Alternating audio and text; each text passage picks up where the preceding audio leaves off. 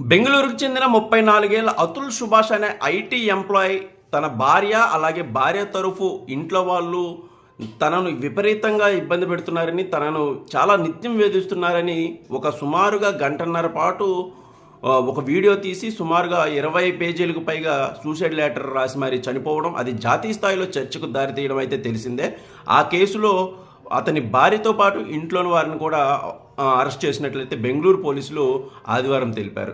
ముఖ్యంగా అతుల్ సుభాష్ ఆత్మహత్య విషయంలో చాలా వరకు చర్చ జరిగింది. ముఖ్యంగా మహిళలకు సంబంధించిన విషయాల్లోనే వేధింపులు ఉంటాయా, మగవాళ్ళకు సంబంధించిన వేధింపులపై ఎలాంటి చట్టాలు ఉండవా అన్న చర్చ అయితే జాతీయ స్థాయిలో జరిగింది.